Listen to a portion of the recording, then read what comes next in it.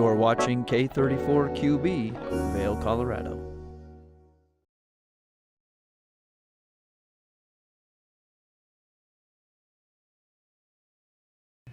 Welcome to GMV Express. I'm your host, Gretchen Pleshaw. Happy Easter Sunday. I can't believe it's already here. I had the chance with Glitz and Glam with Gretchen to go over to Mangett Kopit Plastic Surgery and talk to the girls over there, as well as Ross got a chance to sit down and speak to a very cool young adult for TEDx Talks. So sit back, have that cup of coffee, because GMV Express starts right now.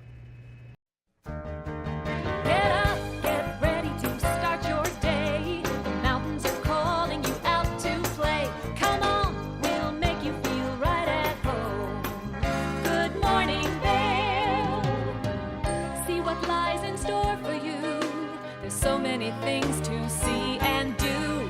Summer, winter, spring, or fall. Your home in the Rockies has it all. So get up, get ready to start your day. The coffee's brewing, you're on your way. The fun is waiting outside your door. Good morning, Vail.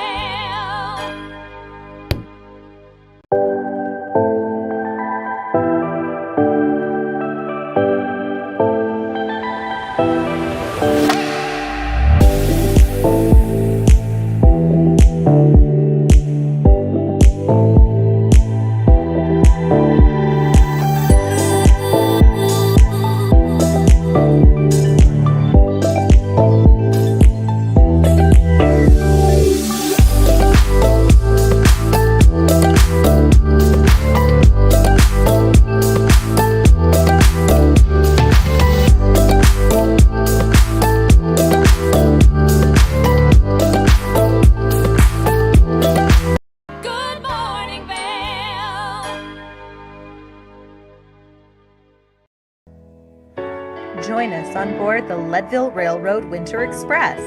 Stay cozy in our heated lounge cars. Marvel at the stunning winter landscape. Sip delicious hot chocolate. Don't forget to check out our new specials. Book today at leadvillerailroad.com. Hi, it's Julio from TV8 Vail. Do you ever wonder why our tagline is "There's more for you on 92"? Because we're always bringing you more. More Good Morning Vail from 7 a.m. to 9 a.m. all year long. More local coverage with Vail Vibes and Covered Bridge on TV8. More opportunities to participate with new roundtable panels on mountain perspectives and our new Spanish programming block coming this fall. Find us on Comcast Xfinity Channel 92, on YouTube, or our website at tv8vail.com.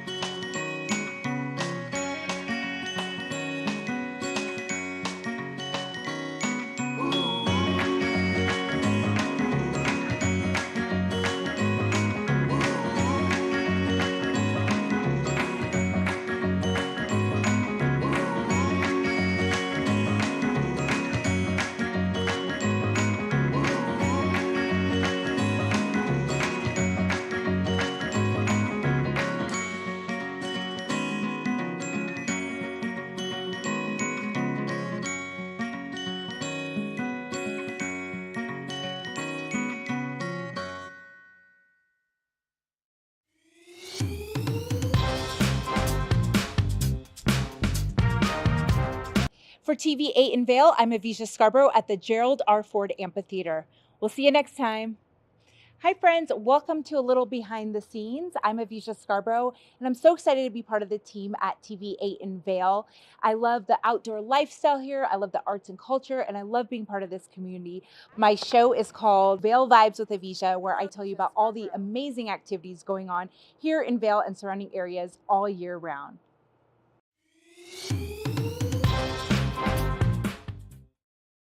Good morning, Vail.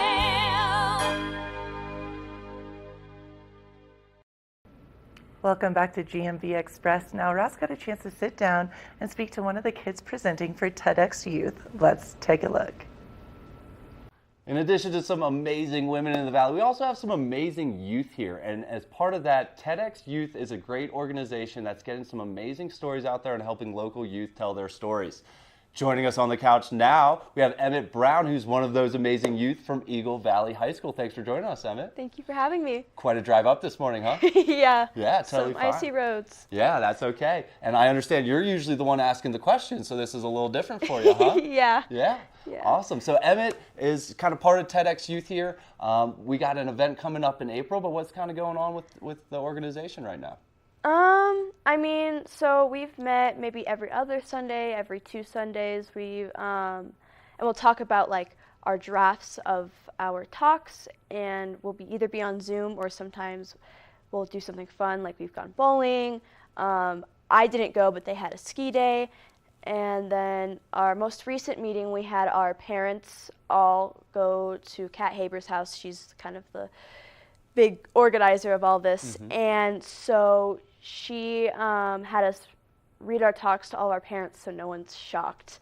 And no one's like saying, oh, why didn't I know my kid was talking about this? So we had that, and then we have our actual performance and talk on April 14th. Awesome, awesome. And where's that talk going to be on April 14th? It's going to be in Battle Mountain High School. We're going to have some social spaces with some sponsors, and there's going to be like free ice cream, free food. And then, you know, you just have to register, and we're trying to sell out. Yeah, love it. And it's kind of stories from students across the whole valley, right? Yeah, all across the valley. We have some kids, and then we have someone from Sweden. We have someone from Puerto Rico that I'm housing, her mom and her dad, and I think someone from California. How cool. So we have a few people from across the valley and then that are coming down here. Very cool. So I mean, I know what TEDx is. How do you explain it, right? It's kind of like telling your story quick or in a short form, right? And kind of the nuts and bolts of the story, but what exactly is a TEDx talk? Yeah, so some TED Talks can range from maybe 3 minutes up to like 15. In our case, they can range from 3 minutes to 9 minutes. When I think of TEDx, I think of the public speakers that you watch when you're in school, when a teacher is trying to teach you something or show you a message. And I kind of heard about it. My friend Nix Camby did it last year about gender dysphoria. And that kind of inspired me because, you know, I had a story to tell, and I think everyone does have a story to tell. Definitely, and I think one of the things that's so cool about this and really important is like these are real stories, right? And they're kind of impactful, and I think a lot of youth think that they're the only ones that experience certain things. So I think this is a very important kind of environment to hear from your peers, right? What's kind of your story? Don't spill all the beans. We want people to show up on April 14th, but what's kind of your TED Talk? I guess in, like, long story short, when I was 14 years old, I was a freshman. I was domestically abused. The only thing that was different about it is that I was never hit. Mm-hmm. So I kind of go through the different types of abuse and what that looks like, and kind of how you can help or how you can get help. Awesome, awesome. So you're there, you're going to open some eyes for some people, right, and kind of share your story on April 14th. How many people do you guys have in your group at TEDx Youth here, and how many people are going to be talking?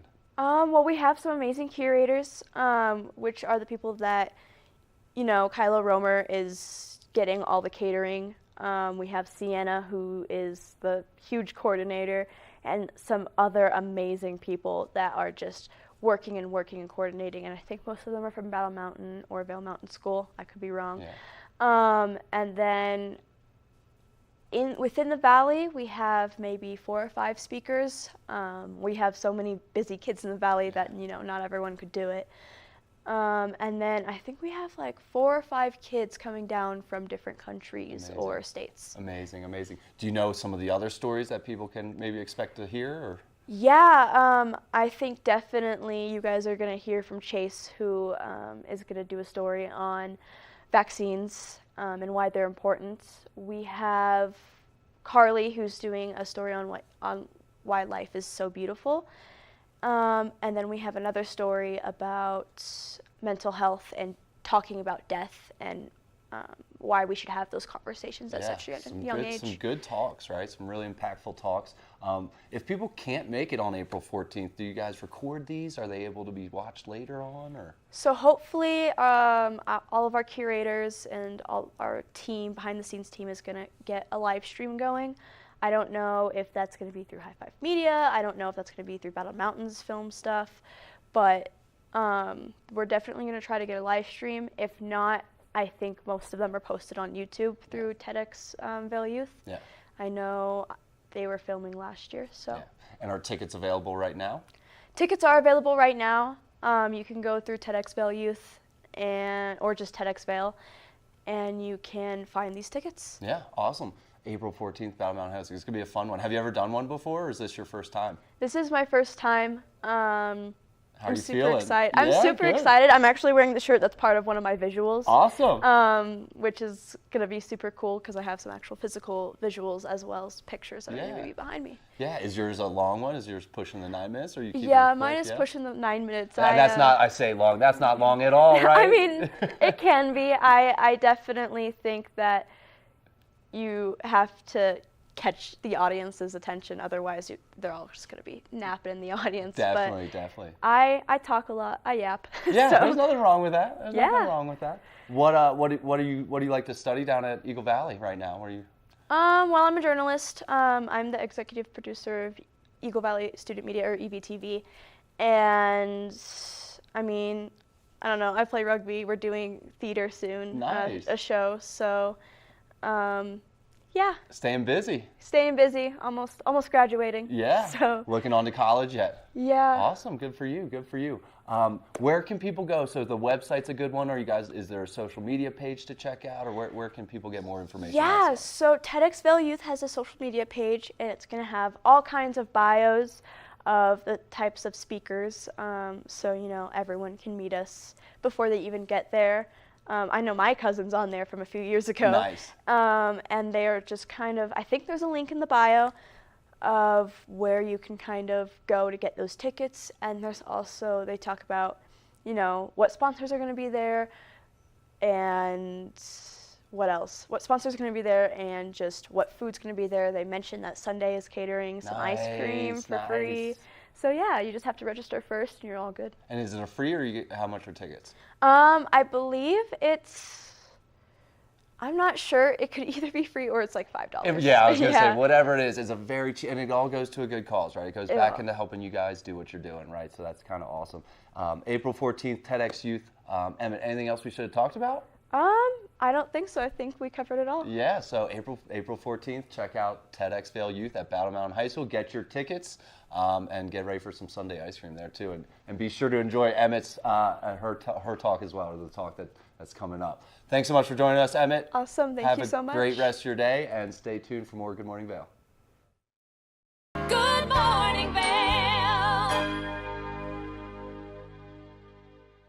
Each week on The Tech Show, you can look forward to the latest in technology and how you can use it too. We'll also chat with leading experts, and you'll find out if the latest gadget will take my money or not. Don't miss The Tech Show. Tech your local listings.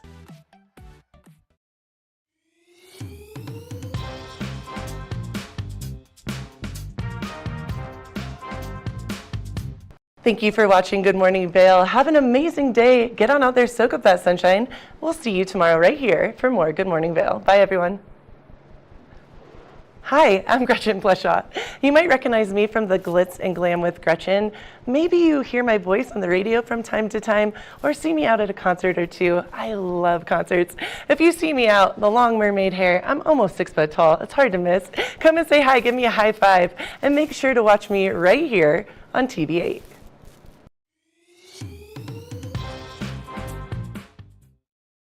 Well, we just walked outside of Eyepieces with 2 of their new exciting products that we're gonna get to try out on the mountain here at Beaver Creek.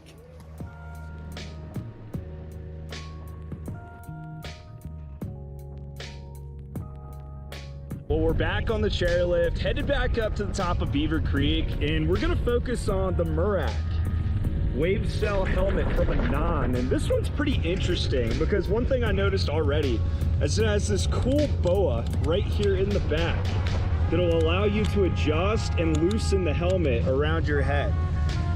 It just fits so well, but you can adjust it to make it fit even better. So that's one thing I've noticed that I like so far on this helmet. The other cool piece of this helmet is the wave cell technology it has. As you can kind of see through the ventilation, that green wave cell technology inside the helmet.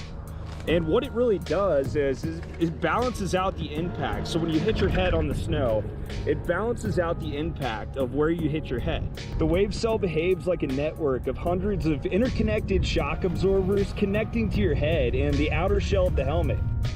Wave cell helps distribute the impact energy through its network of cells and reduces impact forces like the crumple zone of a car perhaps, and then helps divert rotational forces by flexing and gliding. So we're gonna jump to the next product that we picked up from Eyepieces today, and it is these pink protective Anon M5 goggles that are super sweet. They come with the built-in face protection, and I've got this pink lens on today, so I should be seeing pretty well through this overcast weather that we've got out in front of us at Beaver Creek. But let's go try them out.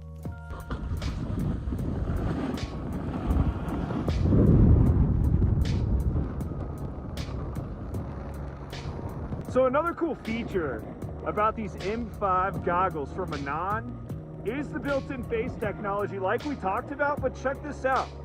It's magnetic, so it just pops on and off super easily. You can snap it right back on, right in and out.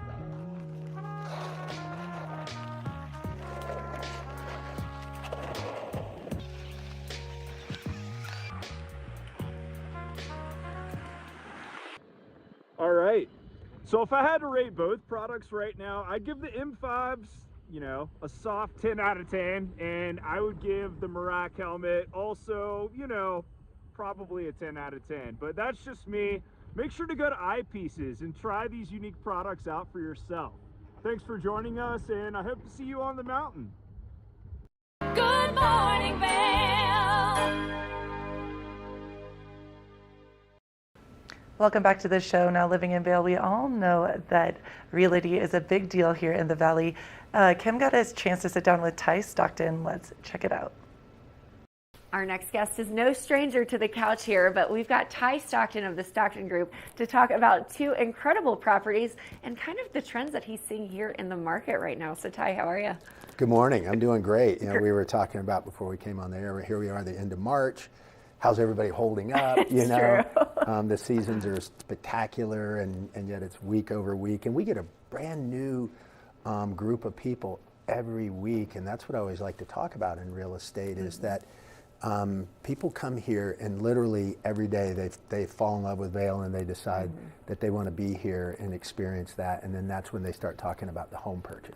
It's true, and we were just talking about the complexity of it, and you know, if you're interested in it, you should be willing to move quickly because these properties are so unique and so different. It's not like walking into a normal neighborhood and, you know, kind of cookie cutter, cut and paste of the next house and getting the next one. Yeah, location, it's all of it. Right, there's almost no 2 homes that are the same.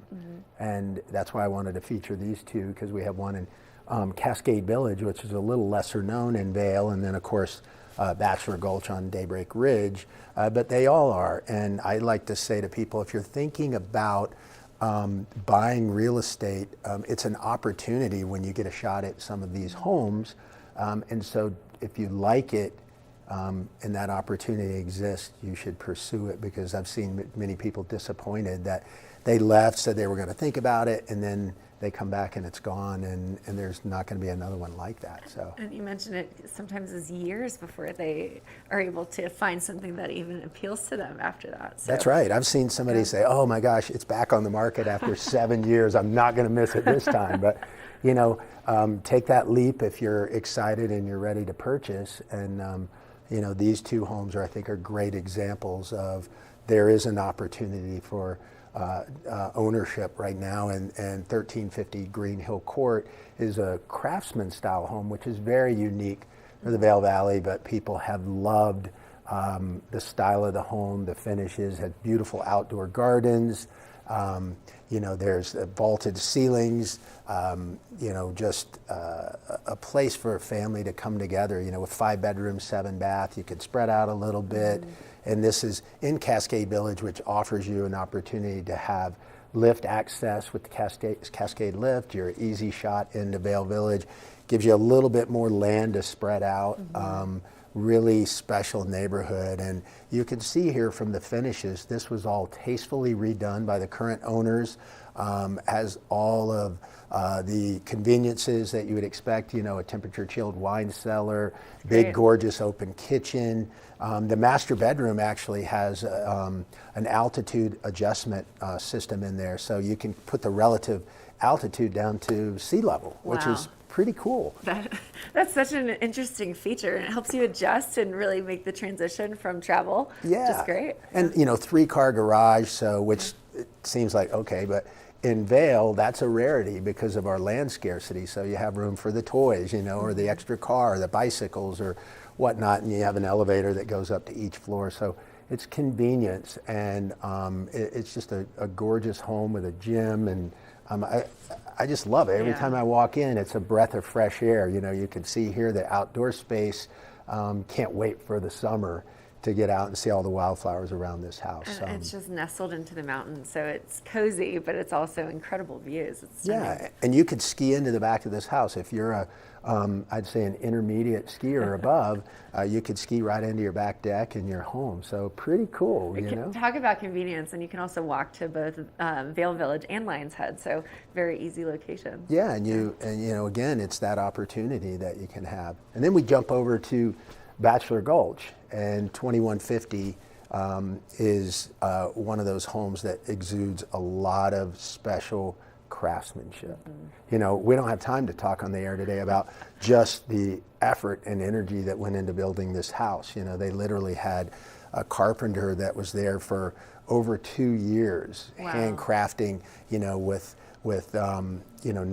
naturally coffered ceilings. You can see some here in the great room.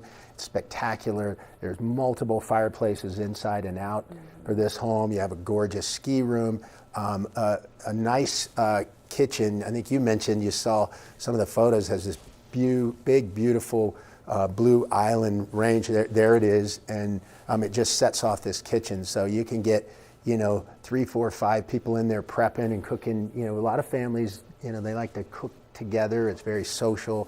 They prepare meals, and then you can see the ceiling detail. That's in the master bedroom is spectacular. And in each room you go into, you see more of that craftsmanship, and the detail. The original owner, they really imported a lot of materials from Europe, and they took a long time to really piece this house together. And again, I use that word again, opportunity, but this house is one of a kind. One of a kind. In my opinion, I think it may be the most spectacular build in all of Bachelor Gulch because of the detail that went into it. And again, you've got that convenience for ski access, proximity to the Ritz. You can use Dial-A-Ride to get you down there.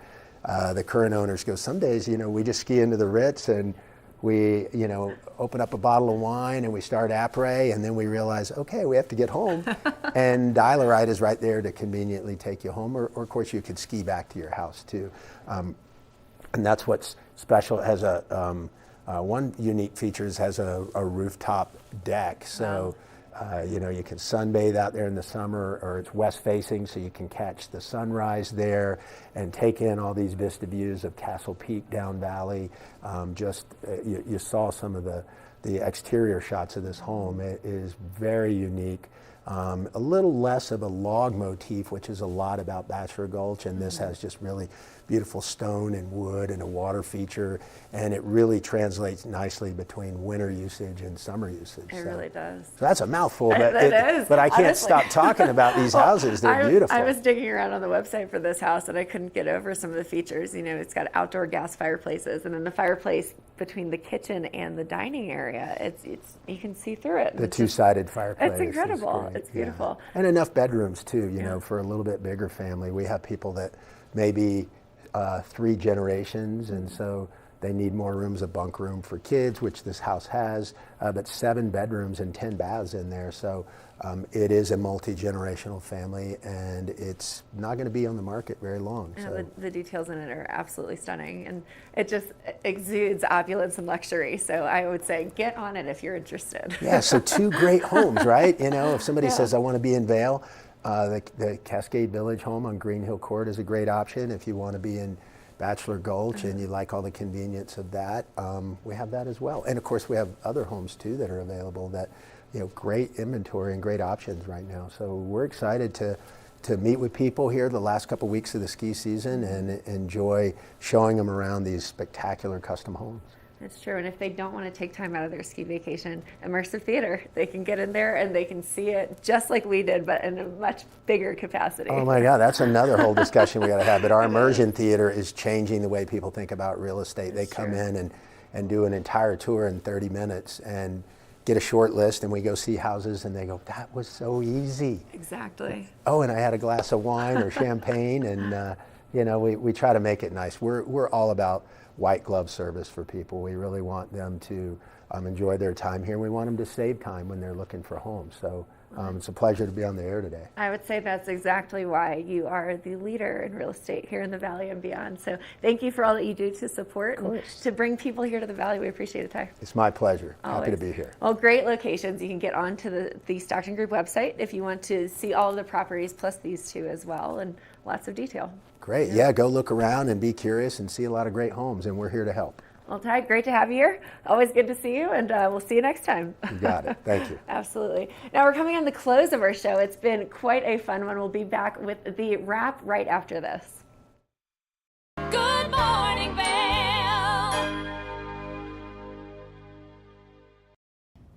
Did you know that all Eagle County residents and visitors can get a free Eagle Valley Library District card? All you need is a photo ID. You get our online databases and resources, free music, free streaming, all from wherever you have internet access. Free audiobooks and e-audiobooks straight to your phone. Go into your Eagle Valley Library District branch today and get your library card. TV8 te brinda la mejor programación en español todos los días. Sintoniza Conexión Latina los lunes, miércoles y viernes a las 7 de la tarde con repeticiones los fines de semana. Además, te presentamos nuestro nuevo programa Sabores y Creaciones, donde hemos juntado tus recetas y manualidades favoritas en un solo lugar los martes y jueves a las 7 de la tarde. Y por último, disfruta de Daily Flash Latino, con noticias y entretenimiento en tendencia los sábados a las 7 de la tarde. Te esperamos por el canal 92 de Comcast, nuestra página de Facebook TV8 Conexión Latina, nuestro canal de YouTube TV8 Vail Good Morning Vail o nuestra página web tv8vail.com.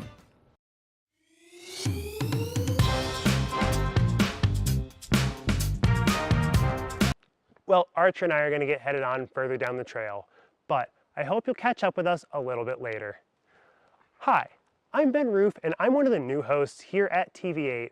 I'm so excited to share all of my explorations throughout the Vail Valley with my dog Archer, where we'll be taking you to hiking trails, biking trails, maybe we'll go rafting, fishing, or whatever else we can come up with. I'm so excited to share all of that with you in my new segment, Outdoor Adventures. Don't forget to catch up with us every day right here at TV8 Vail or at tv8vail.com, because there's always more for you on 92.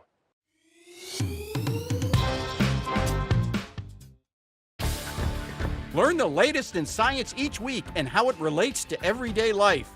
From space exploration to plant biology to the latest in high-tech advances. Every new scientific development is explored and explained in an understandable way. Amazing stories each week. Watch Science Now.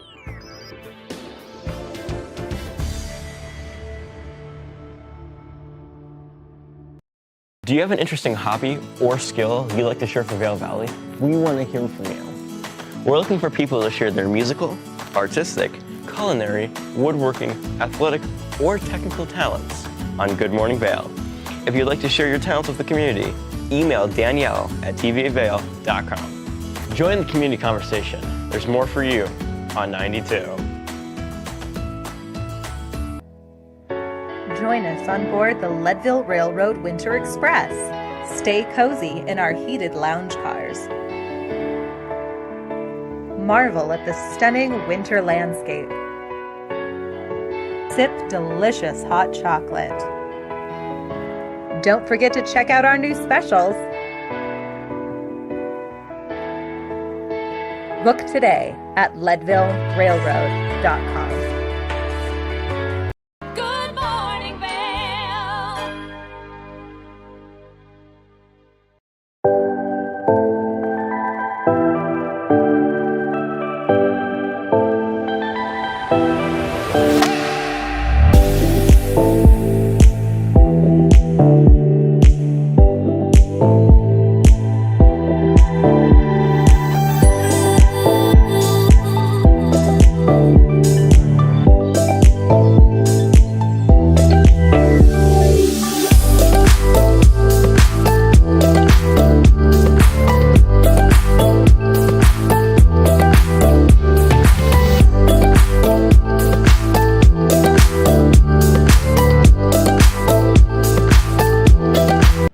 Welcome back to GMV Express. Now, one of my favorite things to do is the Glitz and Glam with Gretchen. I got a chance to catch up with Mengit Kopit Plastic Surgery. Let's check it out.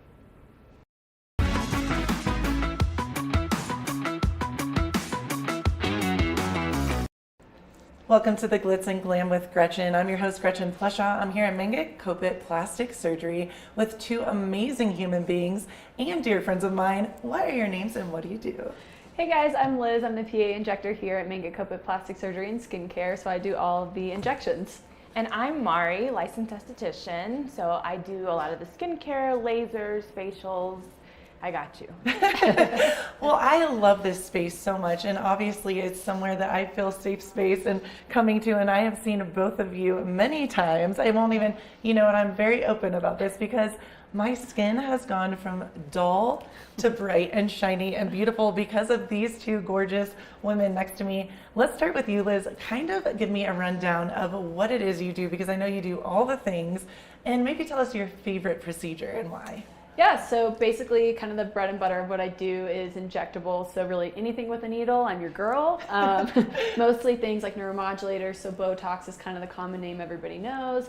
I do a lot of fillers, and then I also do a lot of collagen stimulating therapies like Sculptra, microneedling, hyperdilute radius, things like that. And Liz, I want to ask you about the latter half of that, because I know Botox obviously we all love, and I do want to mention I do feel sometimes that people think Botox is something that's going to just freeze your face in an odd way. Yeah.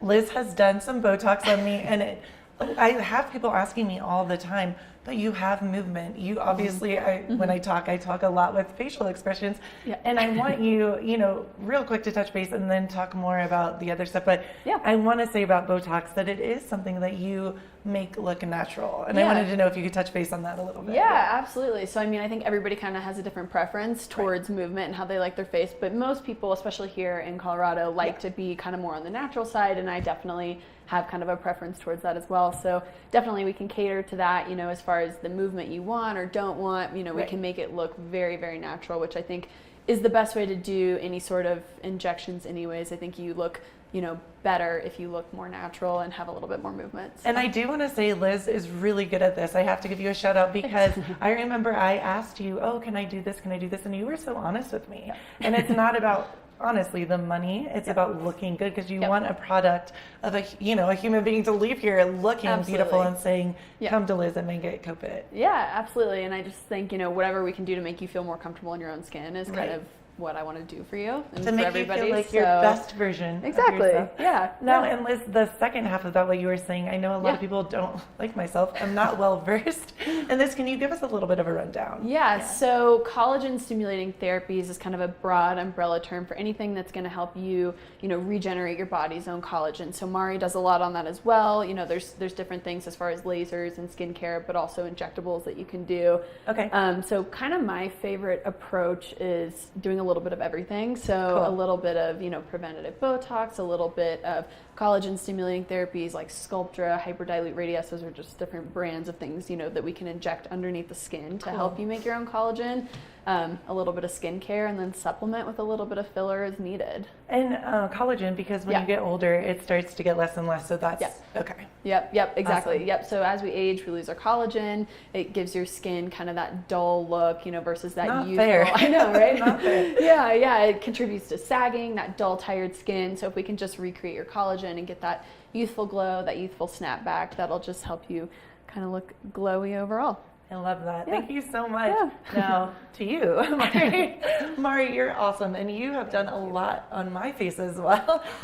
Can we talk about the first thing that we did together? Yes, so we did something that's sort of new. It's called PRXT33, and it's really this revolutionary treatment. It's got all the benefits of a chemical peel without the actual peeling, and I love it because there's absolutely no downtime, which is great for, I have to stop you. Sorry, this was so cute because Mari, when I came in, and that was my biggest thing. I was like, girl, I can't be red. And I love that you were honest, because so many people, working, getting out there, you think doing this that you're going to be out for days. So I had to say thank you for being honest about that too. Yeah. Yes, no, we love that treatment. Your skin will feel so glowy. It will look so glowy and feel so soft. I think we also treated, I've treated my neck with it and chest, and everything just feels so nice and soft, and it does help stimulate collagen production as well. And I have to say, I could see a huge difference. I remember I kept on sending you, poor woman, selfies, and I'm like, look, on TV, my skin is glowing every day. People are coming up, and I think in this environment in Vail where it is so dry, and I have really dry skin already, and it gets flaky, that really, really helped it. Well, here too, where we live, everyone wants to be outside. We're all here for a reason. So when you tell someone you're going to have to stay out of the sun for a week, no one receives that well. Yeah, it doesn't fly. So this is one of those treatments where you can get all the benefits, brightening, your skin looks glowy, we can lighten up some of those sunspots without downtime. And Mari, what else do you do? Because I know you do so many different things, and the words, the vocabulary, it's a lot. So I do a lot of the skincare. We can customize a skin regimen for you, consults I really love to do, but I do a lot of laser work, facials, really just preventative and corrective. So if you want to talk about fine lines, wrinkles, acne, melasma. And the skin pigmentation, I know for me, big sun lover over here, you helped lighten a lot of that for me as well. So that's, because what is it called, the zapping tool you can use? The IPL? Yeah. Okay. Yep, the IPL, so that's a big one, or people know it as the photofacial, so big treatment around here. But what is your favorite thing to do? It just depends. It's a loaded question. Yeah, there's just so many things. We have all these tools in the toolbox, and it just depends on the individual and what we're doing for them. I love things that work. Yeah. Like instant gratification.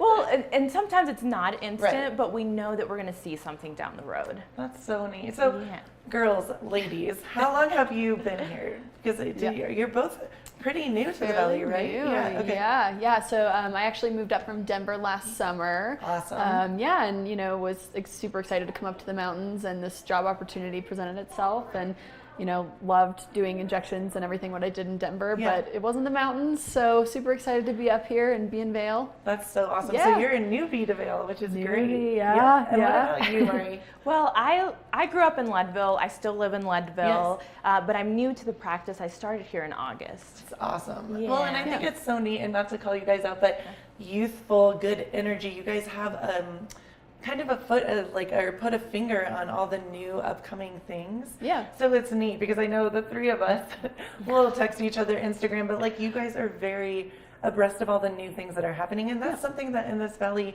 we want to look young and fresh and look youthful, but not look, I hate to use this word, but it's true, plastic. Yeah. You just want to feel and look good. So I think you both have brought a new kind of vibe. What do you say? Like a new fresh breath of fresh air. Yeah. Well, and I think one of the things that's cool too is like with Mari and I kind of starting at the same time, like we've become really close, and I think Mari and I like work really, really well together as a team, which is something that's maybe a little bit unique. Like we're not separate by any means. We like throw our clients back and forth to each other, because really the best thing you can do for somebody is to do more like a holistic approach. So I think that's been really cool that we like got to do that together. And I wanted to ask you about that because it seems like you're more in the injectables, you're more in the skincare.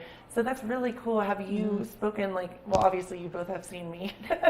So it's like you can say, hey, I did Gretchen's injectables. I've noticed her face is a little dry, and then moved to Mari, and Mari, that's so you bounce we off always go back and forth. And if we're doing a consult and if the other one's free, we try to invite each other into the consult. That's really cool. Yeah. It's a twofer. Yeah, exactly, right? Yeah. Well, because it's true. Like the best outcomes for people are when you do, like I said earlier, a little bit of everything. So I think, to be able to provide that to people is just super cool. And like I said, we're a good team. Well, and I have to assume that you guys feel really good because you make people feel beautiful. And yes, it's from the inside out. But a lot of times, let's be honest, if you feel good on the outside, it helps with your inside. Have you seen that firsthand? Oh, absolutely. I mean, even just firsthand in myself and in like my clients, like if you are just more comfortable and confident in the way you look and feel, like you can like exude and project your best energy into the world. And I think that's huge for people. So absolutely. Oh yeah. From a wide range of different things, because we all have something that we look at in the mirror that that can bother us. Like people come in here with melasma, with acne, and all of those things can be super, they just get in the way of every day. Feeling confident. Feeling confident. Well, thank you guys so much.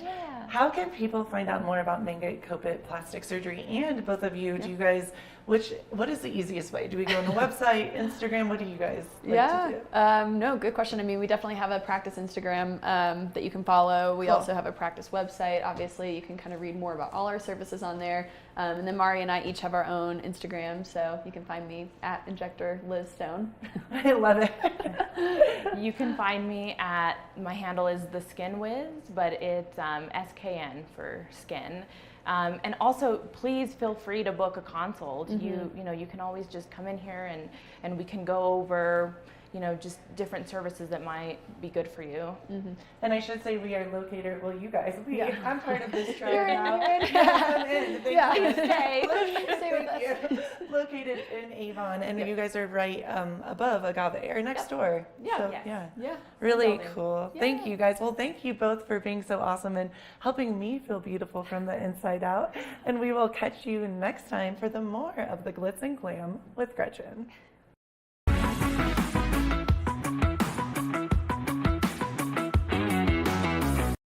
Good morning, Vail.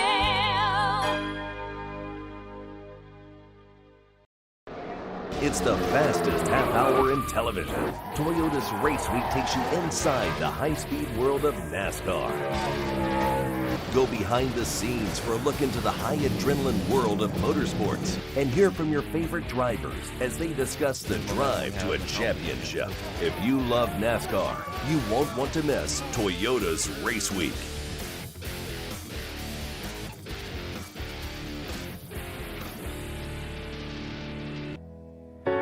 Join us on board the Leadville Railroad Winter Express. Stay cozy in our heated lounge cars. Marvel at the stunning winter landscape. Sip delicious hot chocolate. Don't forget to check out our new specials.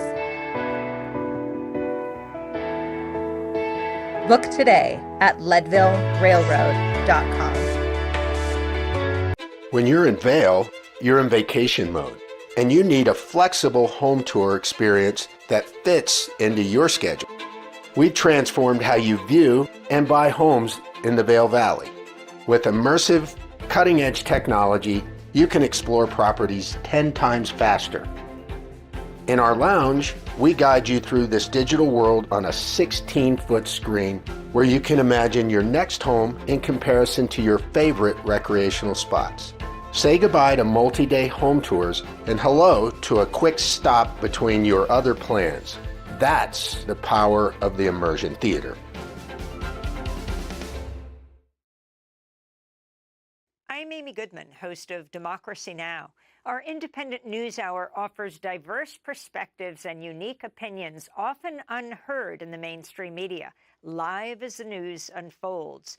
Tune in for Democracy Now!, the War and Peace Report, weekday mornings at 9 and evenings at 6 on TV8 Vail, Comcast Xfinity Channel 92. There's more for you on Channel 92. Learn the latest in science each week and how it relates to everyday life. From space exploration to plant biology to the latest in high-tech advances. Every new scientific development is explored and explained in an understandable way. Amazing stories each week. Watch Science Now.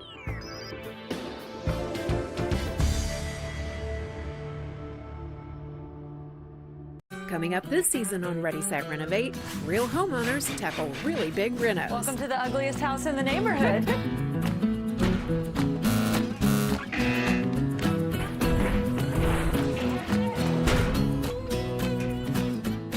It's a wild ride from before to after. If we go to the tile store one more time, only one of us is coming out alive. Well, I didn't know he was going to do all that. Between the budget and the timeline, it's makeover madness. Good morning, Vail. Welcome back to the show. Now, I think laughter is always such a good thing. Good for your health, good for your spirit and soul. I got a chance to sit down with very funny comedian Brant Tobler. Let's take a look. Welcome back to the show. I'm your host, Gretchen Pleshaw. Now, I love funny things. I don't think all comedians are real funny, but this one, I have to say, is really funny, legit funny. Brant Tobler, how are you doing? I'm good. Thank you. That's so nice of you to say. And I agree with you. There's a lot of very unfunny comedians. And I have to be nice because, you know, I'm not a very funny human being, so I don't mean that rudely. It's just you either have it or you don't. And sometimes I feel nervous watching people like, oh no, this isn't going well. And you're legit funny. I really think you're funny. Thank you. And I bet you have it. You probably have it. You just don't I mean, it's just natural. I think most of the time when people aren't funny, it's when they're trying too hard. So if you're just being natural, that's when you get laughs. It's when you're really trying too hard, which is right. Not mostly dumb dudes. Well, Brant, I want to know all things about comedy. How did you get involved? How did this start? Have you always been funny? Did your friends tell you when you were little you were funny? How did it all happen? You know, I think I was always funny. I was, you know, when I was in junior high, I got class clown in the yearbook. In school, I got class clown. But I grew up in Cheyenne, Wyoming, and there's just no comedy in Wyoming. So I never dreamed of being a comedian. I just wanted to be like a high school PE teacher and a basketball coach. Cool. And then I went to college in Phoenix, and I wasn't very good at college. And one day my buddy said, you should try being a comedian. I didn't know what to do, so I got a book actually at Barnes & Noble, and I read it. And then I chickened out for 2 years. I was scared to do it because a couple times in life when I talked into a microphone, when I heard my voice amplified, it made my eyes water. And I was like, oh my gosh, I can't be a crying comedian. So then I chickened out for like 2 years and eventually talked about doing it so much that my friends were like, just do it. So I had a couple adult beverages and I had like 10 friends there. And luckily the first time went really good. And then I was hooked. After that first time, I was like, this is what I want to do forever. And now 20 years later, it's cool. Wild to say it's my job. So Brant, was this like, did you get the book Comedy for Dummies? Like one of those books? Yeah, it was something like that. I can't remember what it was. It was just there was only like one book, and and I just bought it, and then I read it, and again, I think I did so well my first time because I chickened out so many times. So I was Right. actually really prepared. I think a lot of times most people do bad because they're not prepared or they're cocky. You know, a lot of times people Totally. think it's going to be easy, and it gets easy over time. It's like anything else; it takes reps. But the first couple times, Yeah. you're just scared. Do you feel so honored and just kind of great, and not to sound cheesy, but grateful that you get to do something that you really genuinely love and you get paid for it? That has to feel really good. Oh, I love it. I love it. And it's like as a kid, you know, when you're in high school, I remember my high school guidance counselor saying, if you do something you love, you'll never work a day of your life. And Yeah. I thought that was like the dumbest thing in the world. I was like, Yeah. that's the job. But you know, I have a show tonight and I'm looking forward to it. It never feels like work. Yeah. You know, the work is like the travel. You know, Right. the that's the only hard part is the road is lonely and renting cars and airports and hotels and it's And like then, I'm like a football. I heard a football player once like say you pay me for Monday through Saturday. I do Sundays for free, and that's kind of I do the shows for free. You pay me for all the travel and ruined right. relationships and bad stuff that, that goes along with being a comedian. I know this is probably a very simplistic and a question you've gotten a lot, but I am genuinely interested. Who is a comedian that like you really look up to, or who is kind of the person, the human being that you've wanted to not be like, because you're your own brand, you're you, but that you really think is funny? You know, my favorite comedian, the first comedian I fell in love with was Mitch Hedberg, Yeah. and he was my favorite. I'd watch him on Letterman, and then now I have so many favorites. And another thing, I'm so lucky to be at Comedy Works in Denver because they bring Yeah. in the best comedians in the world, and it's another thing that's unique in comedy. They always say you don't want to meet your heroes, but in comedy, it's been the exact opposite. Like the bigger the comedian I've met, the cooler they are because they could relate to whatever point I was at in my career. So Hmm. anyone from Dave Chappelle to Brian Regan to any great comedian, it's weird. Like once they know you're a comedian, then everything changes. That's the same thing with me. After a show, someone's like, "Hey, good job." I'm like, "Oh, thanks." And they're like, "I'm a comedian." I go, "Oh, well, wait over here. I want to talk to you once all the Dope. regular people leave." So we're Yeah. just drawn to each other. So All those boring human beings. yeah, I'm so fortunate that like the bigger comedians have always been. You know, people are always like, "What comedians are jerks?" I'm like, you wouldn't even know. It's the Yeah, bitter guys that didn't make it. totally. The best comedians are always very generous with their time and Hmm. again I think they just see, you know, I'm at that point now. I've been doing it so long. When I get to talk to a young comic, Yeah, I love it because I'm like, oh, I remember when I drove to Boise, totally. Idaho, and slept in my car or whatever. A hundred That's what's percent. really cool. Yeah. Well, and you have that vibe. I think when you're really excelling in what you're doing and you are a well-known comedian now, which is so great, you know, you want other people to do well. It's not like you're one of those people that's like, oh, it's just for me. You want to share that love, you know, which is Yeah, once you figure it out that it's not a competition, you're just on your totally. own path. That's the only thing where kind of people get caught up in comedy is worrying about what other people are doing. But you Totally. should just root for everybody, you know. Like if I don't get a show up in Vail, I shouldn't be mad at I didn't get it. I should root for whoever got it, so Right. they'll continue doing shows in Vail, and then I'll get my chance. So, but I mean, it's easy to say that now, but it took me a while. To In the get there. No, beginning, I feel you. you Well, get I'm sure it's like your world, you know, totally. there's jobs you really want and then but there's only a certain amount of jobs, so you get bummed out sometimes when you don't get something, but I've learned to root for my peers to do good because then people will keep hiring It's comedians. true. So Yeah, no, that's yeah. very true. So this is super random, but I'm originally from Dayton, Ohio, Oakwood, and Beth Stelling. I don't know if you know the comedian. She, Of course. okay, so she's from my high school. I was best friends with her sister. So Beth and I Oh go way really? back. She just played or just did her gig at Comedy Works, and she had tickets for me, and we got a snowstorm, so I couldn't come down. I was so Oh, bummed, but yeah, so that's kind of I neat. think I took those tickets because I went and watched her every night. I'm a big fan. I love I secretly have a crush on her. I don't know if I should say that, but I just think Yes, she is she's so funny and yes. she was I'm so gonna tell her. sweet. She was so good to the staff, and she, you know, again, she's just like, and I've seen her come through Comedy Works over the past 5 years that I've been in Denver, and Yeah. to see her go from selling 150 tickets to now selling out, and It's she's wild, just right? again, she's just an awesome person to root for. But it's funny, I've done a few shows in old Dayton, Ohio. You have. One of my coolest comedy moments was Dayton, Ohio, because Chappelle came. I got to hang out with Chappelle Oh my since God. he lives right there, and just again, I've had some interesting nights in Dayton. Dayton, Ohio.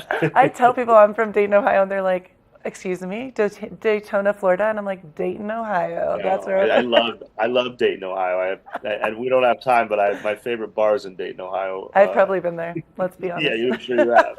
So, Brant, what are you what are you the most stoked for in this upcoming new year, 2024, to do? Oh man, I have a special that's going to come out on YouTube next week, and I'm working. I wrote one book.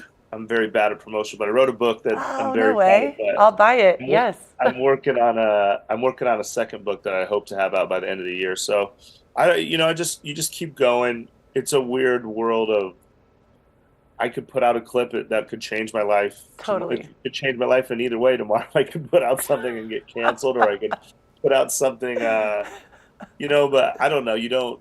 It's a generic thing to say, but you don't really do this for the money because, especially starting out, you just don't make any money. So I just like to keep going. And I just to do shows, and I've been fortunate to go like overseas and perform with the troops, and I'm doing a big show in my hometown in Cheyenne, Wyoming at the end of April. And so coming home is always special. And, it's, again, not to be generic and cliche, but it's always fun because I don't know what's going to happen tonight. Totally. Every show's different, so it keeps you on your toes. So. Oh, hey, that's what great minds think alike. No, dude, I love that. And I love that you're such a sweet man. You can tell you have such a good heart, and you're so funny on stage. It's Thank you. You're too nice to me. No, I'm not too nice. I'm honest. I know funny, I think, at this point. Thank you. Well, we can't wait to see you. We definitely need to get you booked more up in these areas in the mountain towns and Utah, Vail, etc. I would love to. You don't have to twist my arm to go to Vail. Right. My choices are no offense, but my choices are Vail or Dayton. I'll take Vail. That's what I told my parents when I moved. It's only an easy ride. It's an easy drive. That's exactly what I told my mom and dad when I went to CU Boulder. I was like, Dayton, Colorado. Sorry, guys. Well, Brant, you're amazing. Thank you so much. And where can everyone check you out? Where should they go? You can just BrantTolber.com, and I just Brant Tolber on Instagram and all social media. And I'm doing shows all around. I'm in town for a month. Oh, right on. So I'm headlining Comedy Works downtown on Sunday, and hopefully I'll get up to the mountains. I was talking to someone yesterday. It's weird how this world works. So I think I'm working on a couple shows up in the mountain town. So hopefully I'll be up there, and you guys can come see me. I'm so into it. Definitely. Keep us posted. Awesome. I will. Thank you so much, Brant. Thank you so much for having me. I'll see you soon. Yes, you will. And keep it right here. We have more of the show to come. Good morning, Vail.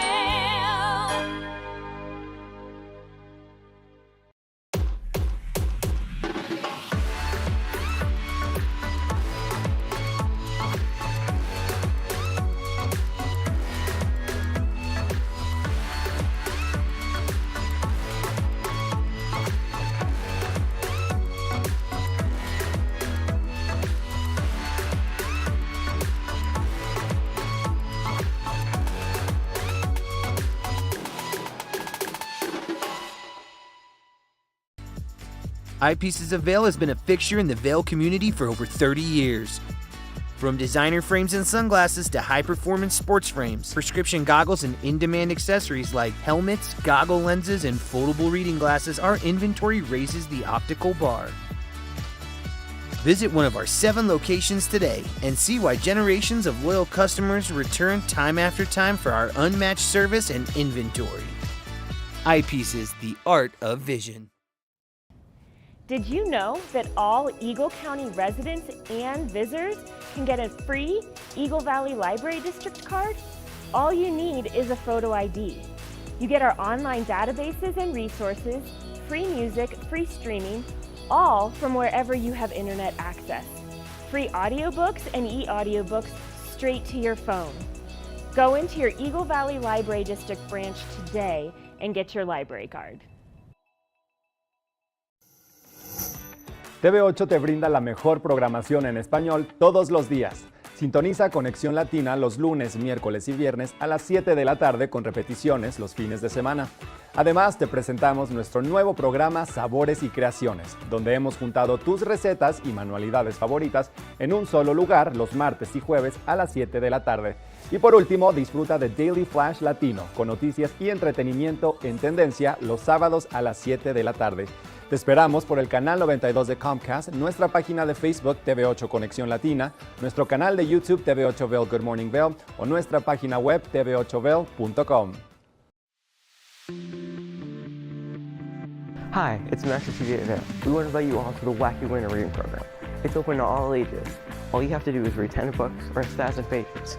For more information, go on our website, tv8vail.com. And thank you to our sponsor, the Eagle Valley Library District.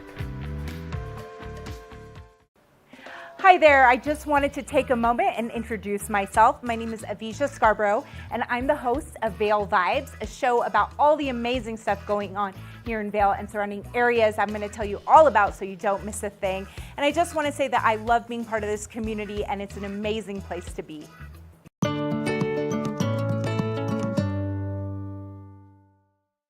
You're watching K34QB, Vail, Colorado. Good morning, Vail.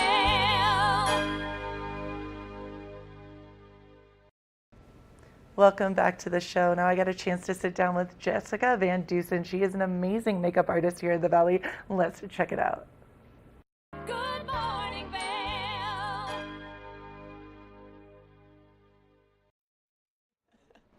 Happy snowy Friday. Now I'm very excited.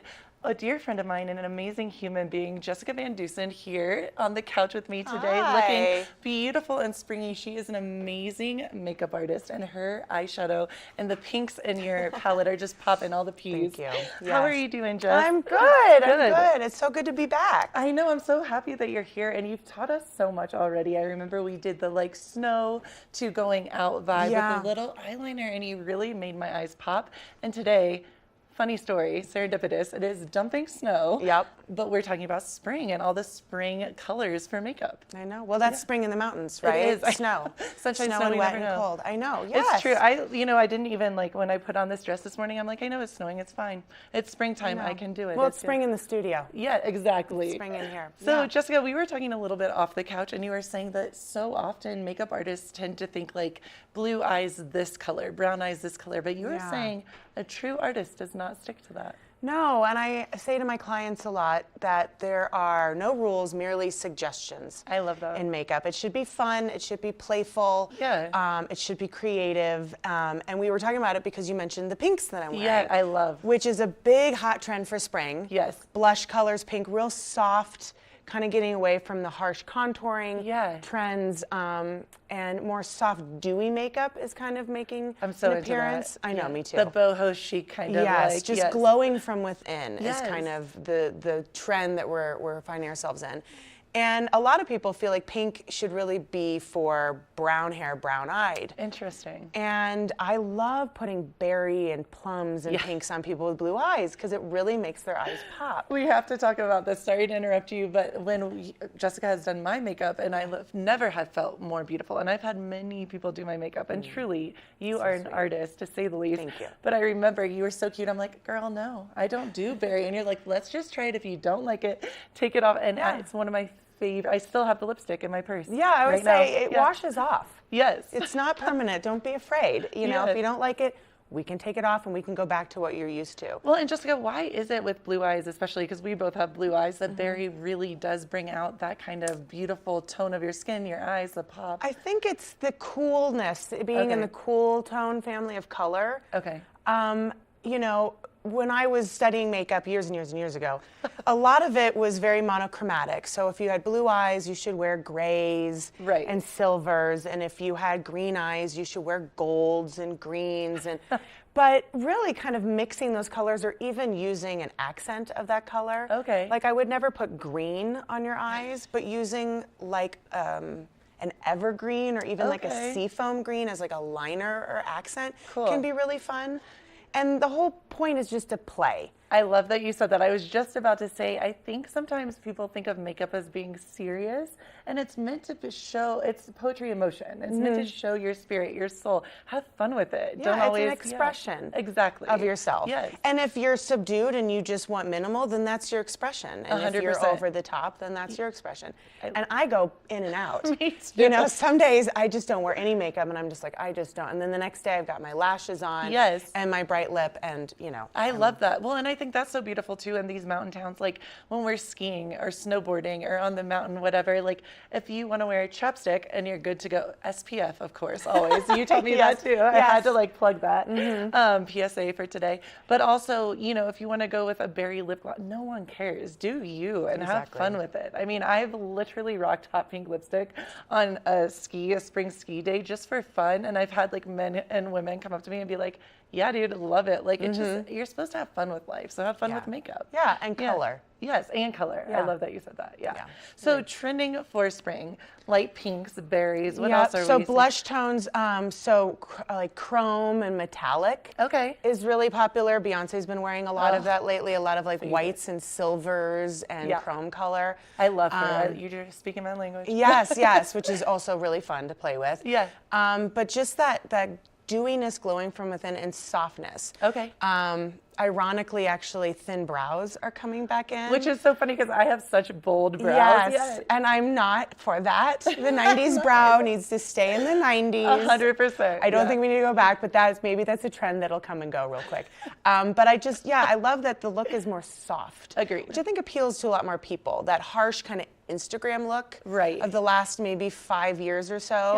Yeah. I think a lot of people are kind of like, I can't wear that every day. Agreed. But just kind of a soft blended eye is not as daunting to people, I think. And I love that this trend is coming in because more people will probably pick up adapt on it. Yeah. Well, and my other question to you was the foundation piece, because I know that tends to go in and out, like full coverage, light coverage. What is it right now? What are you feeling? Right now, honestly, there's a lot of Instagram brands out there that have created that sheer skin-like look. Yes. So matte is out. Full coverage is out. Good. I will always be a full coverage girl because that's just me. But you can play up dewiness with other elements. And, you know, cream blushes I'm obsessed with. It took me a minute to get on board with that. Yeah. And now I'm obsessed with cream everything. Creamed highlight, creamed blush. That can really help you give that dewy look. Yes, okay. And yeah, like tinted moisturizers are really popular. That's what I use. I love that. Yeah. Yeah. Do you, for people that do have some skin issues with acne, etc., do you think full coverage? I mean, what would you do there? So that's acne is tricky because yes. it's not black and white. We think acne, we think teenagers overproduction of oil. Right. But especially like when you get to be our Yeah, age, it can be more hormonal 100%. or dry. Like up here, you can break Yes. out because it's too dry. Yep. So I would say with textured skin in general, matte doesn't always help the problem. Right. So you feel like you're covering it, no one can see it, but sometimes you're actually accentuating And it by making it making it worse. flat. Okay. But full coverage could still be a dewiness. Right. But I would just stay away from matte if you have texture at all in your skin. Well, and you're right. It was a loaded question because it is person to person. It's so personal. As well as, I had a couple other ideas too. For eyelashes, are we seeing, because I go on Instagram, I look at TikTok, and sometimes I see these, you know, the magnetic new eyelashes, but then I see the natural. What is the trend right now with that? So is it going back that's and a good forth? question. Yeah. So natural is the trend with lashes. Okay, interesting. Again, the pendulum's shifting. Last year and the year before, really, we saw the big lashes. Like the Kim Kardashian. Yeah, big, bold, and it's definitely swinging more into a natural lash. Okay. I think that's because also we're swinging away from eyeliner That's or what I was really gonna bold eyeshadow, so that natural okay. lash just complements more. Okay. Yeah, but again, I feel like I've never been one to adopt a trend unless I really like it already. Right, and it's about personality. Yeah, and like you. if there was a trend right now about like golds and yellows, I probably wouldn't be wearing those because that doesn't look good on me.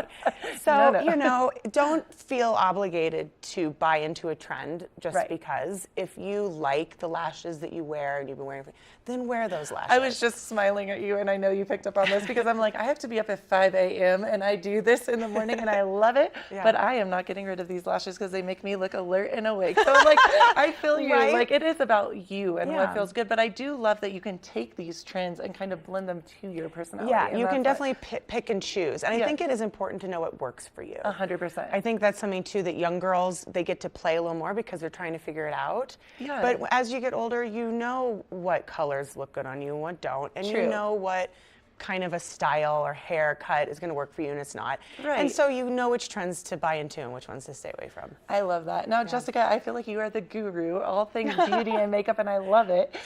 If someone maybe that is our age and just coming into this like moment of, I've been so not really using makeup, but I'm excited to try. What do you think is a good way to go about it? Like phoning someone like yourself and having, because you taught me a lot in a couple hours, you know? Yes. Do you think that's a good idea if someone's like really out there looking and they're like, I want to shake it up? Like, absolutely, yes. If you're looking to change like your entire, like you want to throw everything out and start over, or you're brand new to it. So my website is vaileventmakeup.com, and you can reach out to me there. Cool. I do kind of tutorials with clients because I also sell a few brands of skincare and makeup. Right. And and we can go through and play and I can show you a few things and get you out of your comfort zone. I would say, like, if you're someone who's never done makeup and you kind of, you know, you don't know where to start. Right. You know, mascara, lip, and, you know, and maybe just a blush. Those three things are a good place to start. You don't need to dive into foundation if you've never worn it before. Tinted sunscreen or tinted moisturizer is a great place to start because it gives a warmth to the skin and it can get you used to wearing something. But like a good lip and a lash, it can change the whole outlook. It changes the world for the girl. It does. Or man. I mean, men wear makeup now too, so it's all good. Absolutely. Yeah. Jessica, I love having you here. We're going to have you back. It went by so quickly. I know, always. I know, it always does. And one more time, the website. VailEventMakeup.com. Awesome. Well, thank you, Jessica, for all of these tips and tricks for springtime makeup. And keep it right here. We have more Good Morning Vail to come. Good morning, Vail. Are you looking for exciting and nutritious recipes to cook at home? Watch Colorful Cooking with Tracy Miller on TV8 Vail. Tracy brings you the best in fresh and healthy foods for the active outdoor lifestyle. Stream online at tv8vail.com or find us on Comcast Xfinity Channel 92. There's more for you on 92. Did you know that all Eagle County residents and visitors can get a free Eagle Valley Library District card? All you need is a photo ID. You get our online databases and resources, free music, free streaming, all from wherever you have internet access. Free audiobooks and e-audiobooks straight to your phone. Go into your Eagle Valley Library District branch today and get your library card. Dog Tales is America's premier dog lovers magazine show. This series is all about dogs and the people who love them.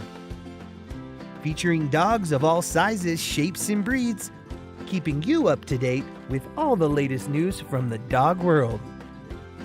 Sit back and enjoy a fun program for the whole family. Check your local listings and tune in to Dog Tales.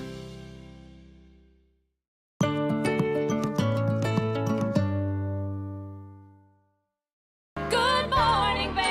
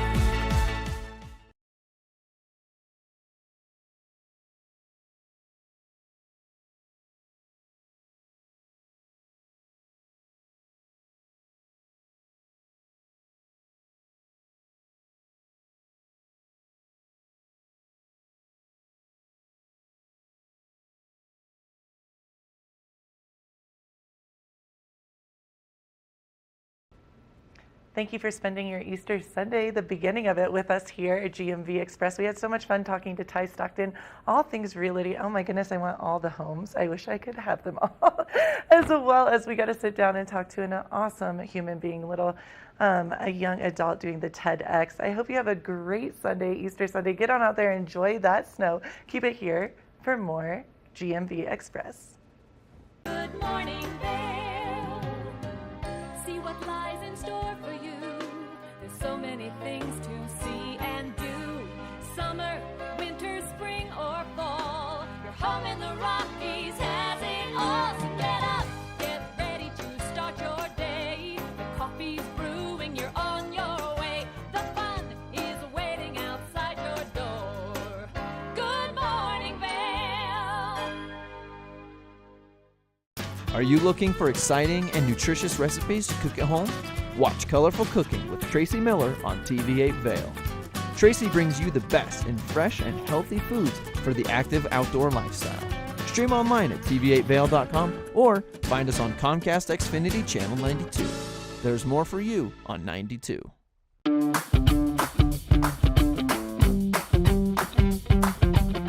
Happy Friday afternoon, everybody. Welcome to the Chatbox Vail. We are your local podcast, and we gear towards all things mental health related, and I am super happy to be here. It's our first time being live on YouTube, everybody. What's up? I am here. My name is Liz. My fabulous guest host, Jen Saito. Hello. Hi, everybody, and we have an amazing guest today. This is John Tedstrom. He is with the Vail Valley Theater Company, but something else more important called the Vail Valley Voices. I'm going to call this segment 14 Tedstrom Talk. I like it. So I'm really happy to be here with you guys. And Jen, we've been doing this for several months now, and we're really excited. This is our first live YouTube broadcast.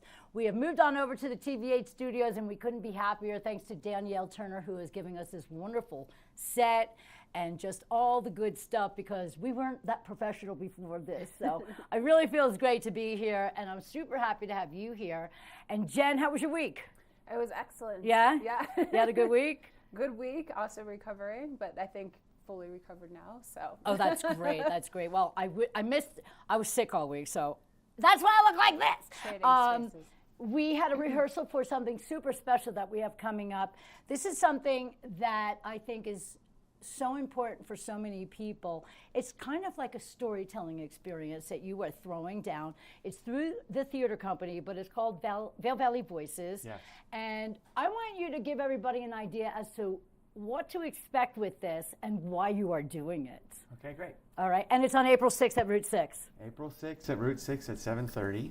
It's a live storytelling event, and it's kind of styled after the Moth Radio Hour that's made famous by NPR. It will be 10 or 12 live storytellers telling a 5 to 7 minute story about something important in their life. And ideally, there'll be a connection to Vail, how they got here or something that happened to them here.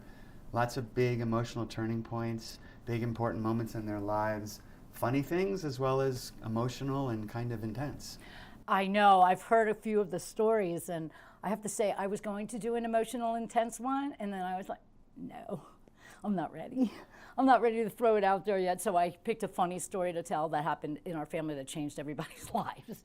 So it's still, even if there's this funny story, I always feel like it has something to do with all emotions, because really humor is always fathered through jest. What do they say? Life is mimicked by humor when it's sad. You know, like when you go through stuff that's even traumatic, sometimes you have to laugh at it, is where I'm getting at. Yeah, and I think, you know, in the traditions of storytelling go back thousands of years. It's the way that people communicated. It's how they built community. It's how they taught and passed down culture and history. And so there's a long history we as humans have of telling stories, going back to the cave paintings. I was just thinking about the walls, where they would carve on the walls or mark the walls and stuff. They were telling each other stuff. Yeah. I think that's fascinating. This particular show was a brainchild of Beth Swearingen, who's really kind of the creative heart of the Vail Valley Theater Company. And the idea was, well, why can't we put on something like this and do it live to reach out to the community, get some new people engaged. And quite honestly, it's been fascinating for me to learn more about our community members, our neighbors and friends, and the amazing stories that they have to tell. It's true. You learn a lot more about people through their stories and their experiences. I mean, Jen and I met a few years ago. We know each other so well because of each other telling each other all about each other. And Yeah. it's how you get to know things about each other, whether it's good, bad, dirty, ugly, whatever it is, when you can get it out. Let me ask you a question. What made you think that people's personal stories would emanate through a crowd of people that they don't know? Well, I think there's what I'm finding now. I mean, originally it was the great storytellings would be great entertainment and bring people in that would want to hear them. But what I'm finding is that there are common threads through all the stories where you hear someone tell a story and it's like, wow, that resonates with my experience. It wasn't exactly the same, but I have a common link to that. Right. We have, one gentleman was talking about coming here for 20 years and finally retiring here and now living full time. And the reasons that he came here for a change in lifestyle that was much healthier, I mean, that's a real common link that many of us have. We left the rat race, so to speak, and came here for a different kind of lifestyle. So I'm hearing that in many of the stories that we're telling.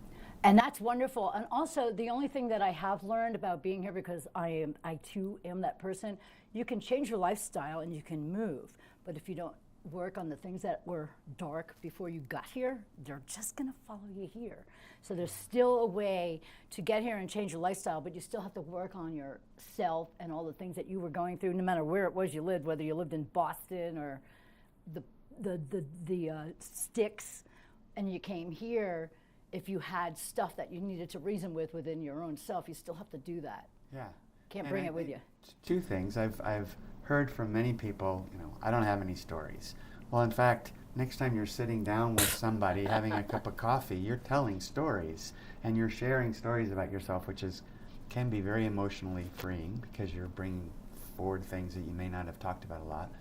But I'm also hearing people who through the process of writing down and thinking about and then delivering their story, that they're freed from stuff that may be troubling or scary or whatever, and they're able to kind of overcome that and face it in a new way. It's so true. And it's having crazy. the courage to get up in front of people and do that, Yeah. Kudos to all of those folks. Well, with that being said, so storytelling can be scary for people who are not used to putting themselves out there, especially if it's something vulnerable. So do you have any tips and tricks of how to tell a story and to hone in on like the important key pieces? And yeah, there's definitely an art to storytelling, and I'm learning a lot more about it now and going through this process. So there are some very basics that we all learned in creative writing. There's a beginning, there's a middle, and an end, right? And we do need to deliver it in a specific time period. There's also it's important to have your stakes, is what we call it in the story, so that there's something that's happening to you that's important to you, and the audience wants to know what happens because they become kind of part of your story. And the emotional connections are what I find really are the things that people kind of get on the edge of their chair and they're like, wait a minute, what's going to happen here? And it becomes a much more kind of communal experience. I agree 100%. So there's some of those basics. And then there's a lot of tips and tricks about how to tell a story and how to get people engaged and things that are really fun to kind of dig into. Absolutely. I also think storytelling is a great icebreaker. Let's say you're on a first date. Wouldn't it be more fun to have a fun story to tell that person as opposed to sitting there like, so how's your steak? You know what I mean? It's a great icebreaker not only for a relationship, but maybe a friendship, or to build another situation with a family member that you haven't seen in a long time. I always feel like reminiscing or storytelling is a way to bring people together, always. Yes, sitting around the Thanksgiving dinner table. Absolutely. Having coffee with friends. Yeah, if you're not yelling at each other, you're telling stories. I mean, it's how we communicate. Really, yeah. It's kind of core. It really, really is. And have you felt any sort of relief or release getting into the storytelling as far as maybe just a little cathartic feeling or any sort of experiences that you've had that were always weighing on you, but once you were able to talk about it, it let it out? I told a story when we did this once before a year ago, and I have a story for this show. They're tending to be kind of emotional moments for me, but they weren't necessarily difficult ones. Okay. I have kind of leaned towards more funny stories. Right. Maybe a little embarrassing. The story that I'm thinking of telling in this show, you know, it's definitely a turning point in my life, and it was like a whoa, holy crap kind of moment. Right. It's a little more on the embarrassing side. Nothing wrong with that. That humbles us. Yes. Jen, I know you have stories in you. If you could I come do. up with a story right now, what would you think about to tell? Well, I think that's interesting because I think, you know, I have an ADHD when I think of the way I tell stories. And this is part of why I was like, oh gosh. Panicked. Can I get up in front of people and tell a story? Is that, you know, finding my beginning or my why, like, you know, it's just kind of all over the place. And to condense my story into my feelings, like, into this 5-minute period, like, it feels overwhelming to me. And do you think that's because you have ADHD and that causes you to panic because you have to get regimented and timely? I honestly have been thinking about this a lot, and I think it comes from a little bit of trauma too, like from past, where just, you know, there's part of me that's like, oh, I don't have anything interesting to say, or like, Please. yeah, you know, from, you know, just not necessarily having my voice be valued, like, over and over and over again throughout my entire life, you know. Yeah, Like, sure. So I think there's part of it in that. You know, I think when it's also that being put on the spot to think of something. So, you know, with ADHD, for instance, when you're like, how was your weekend? Like, sometimes my brain is like, I have absolutely no idea what I didn't did have yesterday. a weekend. I had a weekend this morning. What day? Yeah.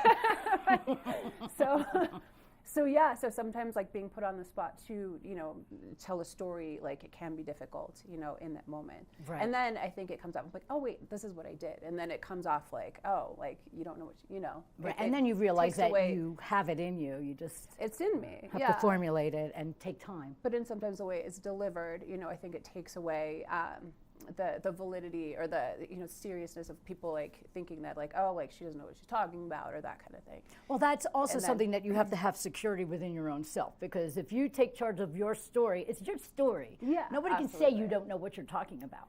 And I think that's the other part, is that I feel like my story is so deep, and there's so many things that have happened that it's really hard to hone in on key moments sometimes, you know, and be like, this is that thing that, like, you know, made me happy. Do you know what I Well, did? I think that you don't want to, I mean, the challenge that you're speaking of is you can go really big. Yes. And it's like, you know, 40 years of my life, or in my case, 62 years of my life, and talk in 5 minutes. You can't do that. Exactly. But you could pick a piece. But if you think, you're right, if you think about a moment and then think about what it meant to you, or what you learned from it, or why it was important, and really focus on that, and then tell, okay, here's what happened, here's where I was, and then here's what was meaningful to me, I think it becomes a little easier. I love that, and I love the structure that you just mentioned, because I think that's also part of it, is that I constantly feel like I'm running, like, in my daily life, that I don't slow down to even reflect in that way, to be like, hey, like, this is what happened, this is how I got from A to B, like.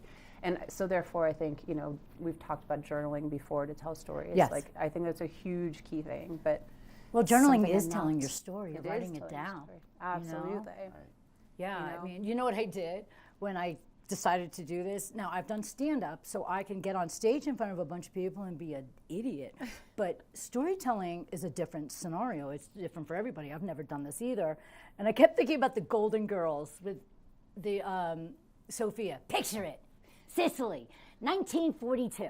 And but I mean, I kept putting her in my head, and then it actually literally gave me some sort of guide to imagine what I wanted to tell, because it is a theater of mind. Yeah, and I feel that it's such a cathartic experience. I sat down and read a few different stories that I wanted to do, and just doing that alone made me feel really good and a little bit Well, it's interesting what you just said, because you just said, like, it's comedy. To me, comedy is storytelling. It's not, though. It's really not. Well, it depends. There are storytelling comedians, and you've seen them. They go up, they'll tell a full-on story, and they will have you dying, but they don't have you laughing every 3 seconds. A lot of comedy is, oh, if you don't get a laugh every 3 seconds, you're not great, but that's not true anymore. It's not that way. Yeah. But there's comics that are up there just banging them out, banging out the jokes, and and just going, and then there's comics that can tell you a 5-minute long story and keep you captivated during that time. It's an art, it's a gift for a comic to tell a very funny story. But for somebody that can just tell a story from their soul, it's a piece of cake. It really is. I mean, it's nerve-wracking. I mean, I'm scared, but I also think that it could bring to light something in somebody that's watching or listening, and I think that's what's important. Yeah, and overcoming that fear. Big time. I mean, I've been performing with the Vail Valley Theater Company for over 20 years. Wow. And I still look at it, it's about half completely terrifying and half completely exhilarating. Yes. And you just got to find the balance. And the terrifying part makes the other part better. And that's kind of life, really. It's half exhilarating and half terrifying. Yeah. So you have to walk that line, and you have to make sure you're protecting yourself and keeping yourself good. And when things go wrong, you talk about it, and you feel a little better. And the great thing about stories, in a show, there's a script. And a lot of times people know when you screw up. In your story, it's your story. So you can tell it however you want to. In fact, you can make stuff up. I don't recommend it. But you can tell it the way you want to tell it and be comfortable that it's your story. I was listening to a few people, and the way they bring you in, what I've noticed is they paint a pretty picture, or whatever the picture is that they're trying to do, but they describe the scene almost. Like it was dark and it was cold and my hair was frayed, or you know what I mean? Like they will describe the way they looked, the way they felt, and the way it was and where they were. And you literally can see everything they're saying if it's done in the proper way. And I think that if you're feeling it, you can emanate it. Yeah, and there's actually science in what you're talking about. So, well, science, forget about it. I got a story about science. There was this girl in school. She couldn't pass, so she cheated. She memorized everything on the chalkboard, and then the next day wrote it all down, and then it all went away. I'm not talking about that. But I studied empathy for years in my career. Wow, really? And storytelling has been shown with scientific research to connect people. So when you describe how your hand feels before you put the glove on, and how the rain came down on your face and you felt cold, and all the things you're describing, people feel that. I agree. You know? So the difference between I got in the car and I started the engine, and I got in the car, the seat was freezing. I shivered as I sat down. I put my gloves on the steering wheel, and then I started the car. You feel the vibrations of the car moving through your body. Those kinds of things, people are going, "Wow, I'm there." I have the goosies. You too? Which is why people who write stories tell that in their stories, because they're connecting with people. That is so fascinating, and I really appreciate that piece of advice, because even in life, when you want to depict something or tell somebody, if you can give them a little bit more detail, it's understood a lot easier. And you can put them in your scene. Yeah, exactly. So it's really great for everyday life, what you're saying. Yeah. I love that, and I feel like we all have a story in us, and we all have many, many situations that we could discuss, but I find it to be so cathartic to be able to talk things out. I mean, we have the libraries here, and they always have story time, and they have the reading buddies, and they have things like that. So obviously, telling stories or reading stories, even as children, it manifests the imagination, and it just opens your mind to colors and worlds that you're not used to, and stories and places. And even if you weren't ever in Spain, if you hear somebody tell a story about Spain, if they do it right, you were there. You had that little cafe in your mouth. And if you can describe, you're sitting in the hot sun in southern Spain, and you're pulling out your coffee, and you're tasting the coffee, and you're smelling the sounds, you're smelling and you can hear the music on the streets. Pastries that are around you, and you can hear the music. That's the kind of story that's really compelling. Beautiful. I love that. So if you were to describe yourself right now, I'm putting you right on the spot. This is what we call the hot seat on the chat box. If you were going to tell a story about sitting here right now, how would you go about it? I think since I've never done a podcast before, and I haven't really been on camera that much before, I love putting people on the spot. I would really start by describing what that feels like, coming in here and seeing cameras and going, oh man, did I wear the right clothes? I didn't even know what I was going to do on screen. Right. And, I feel a little bit on edge, and then I found out we were talking about something that I really didn't feel like I was an expert in, and all those feelings come together to come into this, and then you sit down and realize it's a lot easier than it actually might think like it's going to be. That's perfectly put, and I do think you are kind of an expert in this, because you are so good at everything that you do within the theater company and this storytelling, because I have heard some things that you have done, and I heard your story about the last time they did it, and you do have that gift, so you shouldn't sell yourself short on that one, because it's great having you here, and we have you here for a reason, because you really do emanate positivity, pride, happiness, and just being able to be expressive and being able to get your feelings out there and jumping through the comfort zone hoops is what I like to call them. Appreciate that. Thank you. Yeah. Yeah. So that's why we wanted to bring you on, because I think it's important for everybody to have some sort of outlet. Yeah. You know, there's a lot of people, we were discussing last week with Julie, a lot of people feel alone out here. A lot of people feel sad out here. A lot of people are experiencing loss or mental health issues and things like that. And when you find something that you could grab hold of and feel part of a certain kind of a community, it really changes everything. Well, community is so important. It really I is. mean, all the way into the latest research about blue zones and living to be more than 100 years old, blue zones in Italy and other places around What's the a world. blue zone? Blue zone is where people, there's a much higher likelihood to be old. So that's the color of their hair is what we're saying. Well, I don't know where the blue comes from actually, but to be, I think, older than 80, and many of them are over 100 in this area, and it has to do with diet and a bunch of other things, but community is definitely at the center of that.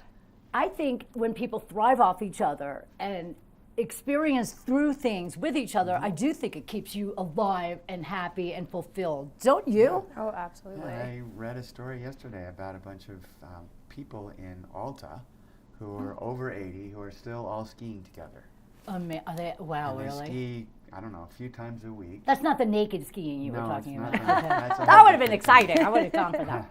But they still get together. They still share their stories. Amazing. They still share this passion, even with the challenges of skiing when you're older. Wow. Which they all acknowledge and say that's part of the challenge. And one guy said, I got to keep up with my wife, which is exactly how I feel. Oh my gosh. So again, the community aspects are really important, I think, and it's been shown in lots of different places. Absolutely, out here as well. Yeah. I feel like people live longer and healthier lives here. Yeah, and speaking of that, the Vail Valley Theater Company, to put a plug in. Yeah, do it. Not only do we have Vail Valley Voices coming up on April 6th, we have a bunch of other programs that are part of our community outreach. And this is what I want people to hear about. That way, if you're sitting at home and you're like, God, I want to be part of something. Yeah. I want to join in on something. I want to sing. I want to dance. I want to do improv. Or I want to maybe learn how to act or tell stories. So please do let everybody know. We have a theatrical dance class that She's in meets that. weekly. It's in partnership with the CMC. You can get all this information on our website, and that's vailtheater.org. Okay. Theater with an R-E.org. Theater. Yes, and we have the dance class where it's no pressure. It's like get together, learn part of a famous Broadway dance number. Mm-hmm. And most of the people there are just doing it for fun. They're not interested in performing necessarily. We have our choreographers come in and teach, and it's super fun. We're doing a theatrical chorus where we're getting together and singing multi-part harmonies on really famous Broadway songs. You're missing out without me in that class. Not really. Super fun. Again, if all you want to do is sing, Yeah. you just like to be in a chorus, Excuse people me. singing around you, that's really fun. We have a monthly improv class that meets every the first or second? First Friday of every month. Right. And it's generally in the Town of Avon building. And can I stop you there for a Yes. second? You know what's the best thing about improv? You don't have to have any talent. You don't have to have anything to start off this type of experience. Even though I do comedy, I was bad at improv. I tried it many years ago. It was super bad. And you didn't know anything about it. That's when we got close. Joining the improv group gives you this exhilarating feeling of self-worth almost, because you can't do anything wrong, and down the road you can, but at the beginning it's something that's so exciting to step out of that comfort zone and to try something and to be amongst a lot of other people that are doing it with you as well. There's nothing more fun, nothing more rewarding, and nothing more cathartic or exhilarating than to put yourself in a position where you have to be somebody else. Well, and improv is storytelling. It is, and you're playing off other people, and you're looking people in the eye that you might not know that well, and next thing you know, you just want to hug these people. And it's just the most beautiful feeling. So improv, I highly recommend. And it also makes you more creative. It does. It makes you quicker. Creative, you get out of the box. It makes you quicker in the thinking box too. It's good for the brain. Yeah, So we have that. the dance class, the theatrical chorus, the improv. We have Vail Valley Voices, and we're starting actually a beginner improv class. No way. So there'll be 2 of them that people are intimidated, just for people who've never done it or have only done it a little bit. Oh my gosh. So again, go to the website and check that out. And then this summer, we're actually auditioning within about 10 days for our next big summer show. And that's going to be Cabaret. Cabaret. And auditions are announced on the website as well. They'll be on April 11th and April 11th and April 14th. Jen's my calendar helper. And obviously that's an amazing show and super relevant with all the things that are going on in the world today. Absolutely. And it can be a little touching and a little, sad, but that's what life is, and that's where we can relate to this. And it's going to be amazing. And all the people that are going to get parts or that looking forward to getting a part, or if you want to audition for a part, it's something that's such a wonderful experience. Just to be part of an ensemble, even if you've never done it before, is a really fascinating journey for everybody. Yeah. And I think all of those things are kind of related to storytelling in different ways, and they're all good for mental health because you're getting with other people, you're sharing the joy of doing something different, doing something together. They're all fantastic. Right, and I know that most of you over at the theater, actually everybody at the theater company, have been remarkably patient and kind with people that have come in that are new and that have never done it before. You're really made to feel at home and comfortable, and they work with you and they guide you and they make you feel important, and you're part of a family. It makes you feel part of a whole new group of people and a family atmosphere. And if you really have any feelings of feeling lonely or lost or anything like that, I highly recommend it. Now, I am happily married, but I did feel a void a couple of years ago. I felt a void in my life, and I wasn't sure what was happening. I just felt like I was missing out on things, and I was doing wonderful things with myself. I was doing radio. I was here on TV8 doing morning TV shows and having a blast. Hated getting up, but I loved doing what I did. So I wasn't quite sure what I was missing, because I felt, well, what's wrong with me? Why do I feel like this hole? And I decided to take a flying leap and do the improv classes. And the next thing you know, I'm in an ensemble play with a full cast, being an actress, which I've never in my life done. And all of a sudden I felt complete. And it wasn't that I wasn't a complete person, it was that I was missing something super duper exciting and creative in my life that I never had before. So it wasn't the things that I was doing that were bringing me down, it was the thing that I was missing that I had not experienced yet. Absolutely. And I have a few friends, but I didn't have like what I call this close, tight-knit community here. And now I have that. And I think maybe I needed that, Absolutely. So it's just remarkable. Taking an art class, taking a pottery class, doing, there's Linka who does painting locally for everybody. There's so many outlets that you can do and get involved with and even volunteer for out here. Man, we have so many groups that are looking for people that want to volunteer and do good. The Roundup River Ranch. True for Vail Valley Theater Company too. If you're not into, acting, and there's lots of ways you can volunteer and help and be part of the production. But those are also all on our website. Yeah, but no, it's true. I mean, like, I don't sing and I don't dance, even though I did sing and dance in the film, in the play we were in, but thank God it was a comedy. Otherwise it would have been brutal. Amazing. But I don't sing and dance, so I wasn't going to audition for the play coming up.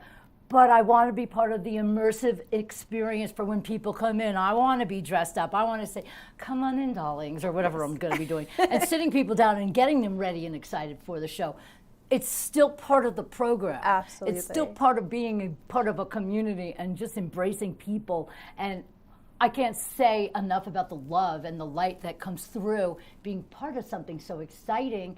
And I just think it really, I mean, when you said for mental health reasons, it is so big and it's so important, because when you're starting to feel a little, that blueness, for lack of a better word, if you have something to look forward to, or if you can get yourself excited about something, it changes your whole feelings. And it's telling story in a group. Mm-hmm. And I mean, any show that you go to, like Cabaret, is a story.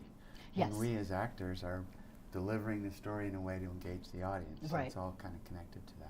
I just think it's amazing. And you've branched out yourself just by joining the theater company. You sing now. Well, it's funny because, dance. Being a newbie and, being as shy and reserved, I feel like, as I am, I feel like there's something about kind of being able to escape yourself and develop this character and like be that become that character for a while. And like there was something where it's like, oh my gosh, I get to like be somebody that I'm afraid to be, or like, you know, because this is the character, and like therefore I can unapologetically can just, you know, go full force and like act in this certain way or in this mannerisms that this character should be. Right. And it was very freeing. It was just like almost like permission to be, you know, this part of me that I feel like I hide down where I'm like, oh, that's not proper. Or, oh, I can't do that. And what did it do for your self-esteem? Oh, it was amazing. And, you know, meeting just such amazing people who were so supportive, you know, and just willing to teach and let you learn, you know, and make mistakes and not, you know, there wasn't an expectation of being, you know, just perfect. You know, like we learned together, we grew together, and,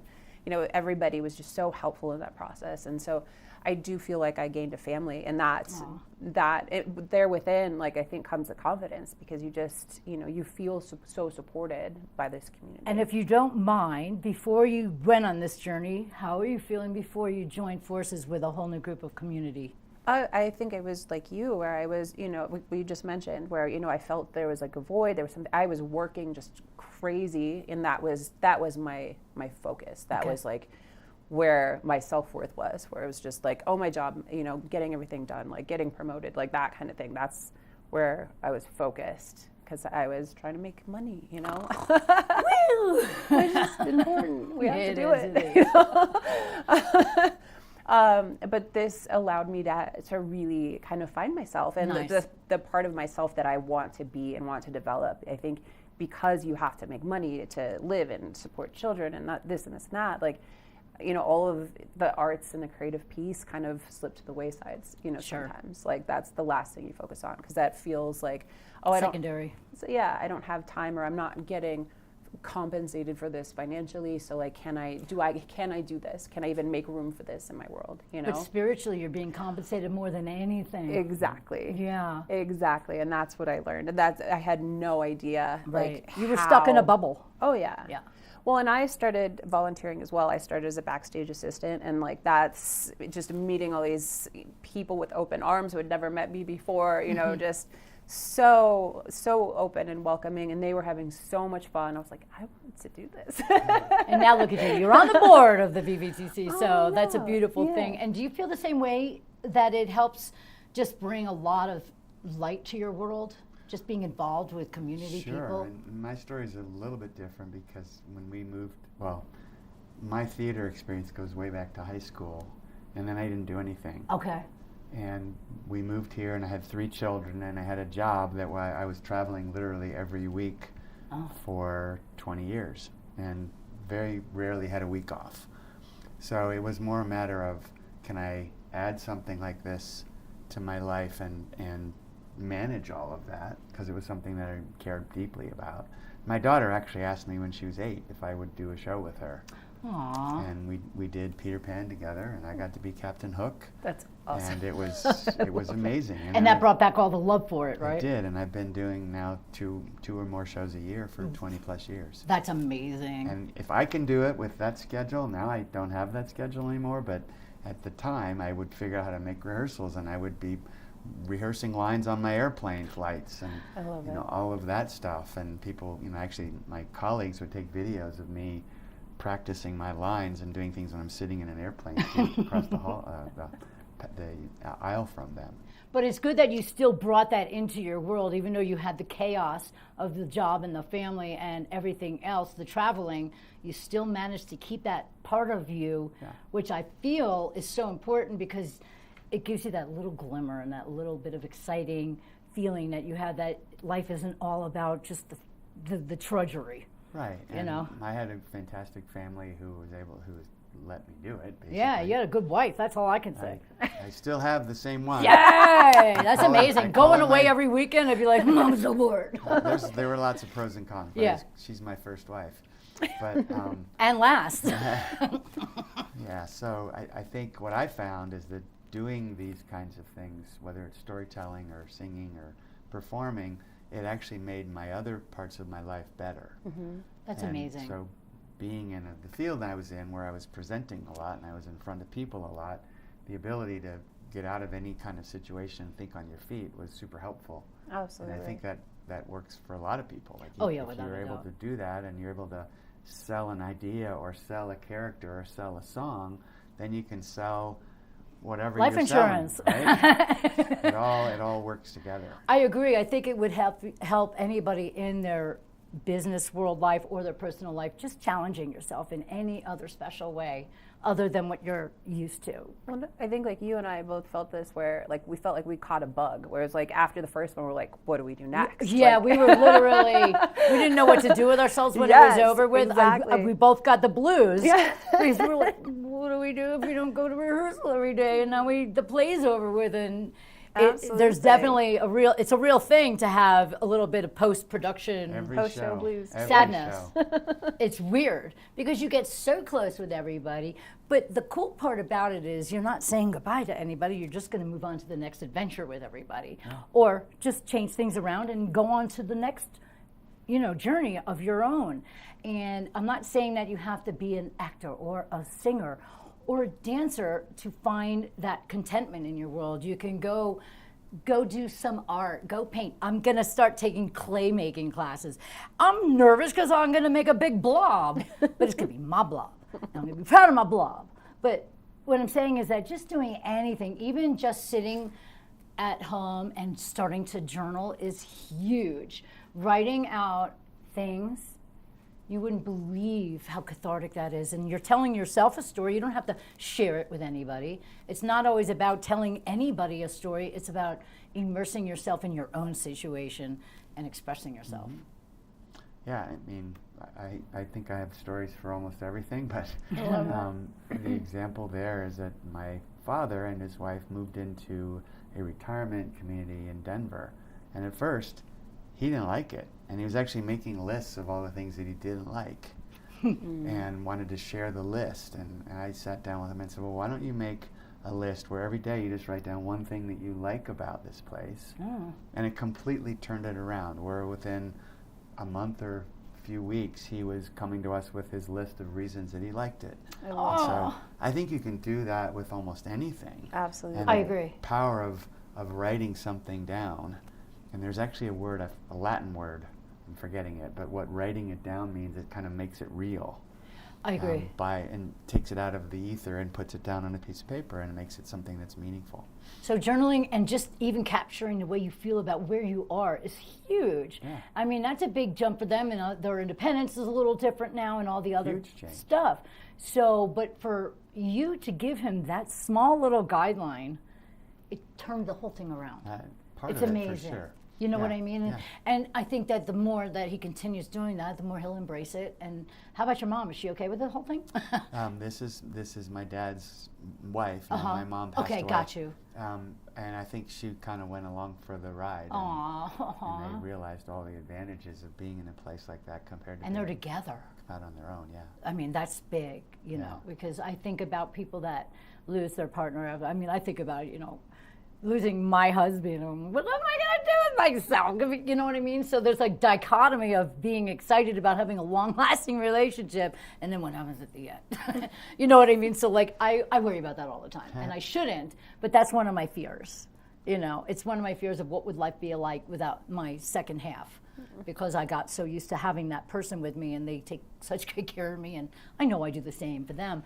But what I'm thinking is that sometimes it's almost scarier to be with somebody for so long just to worry about what it's going to be like when they're gone. You know what I mean? But it's true. I'm speaking a truth that is a genuine fear. Oh yeah. Of probably a lot of people. I watched my mom go through my dad's passing. They were married 55 years. What do you do with yourself after 55 years when the guy that you've been hanging out with, even if he was a jackhole? You know what I mean? I'm not saying he was, but I'm saying even you just get used to the person you're with. My dad was not a jackhole.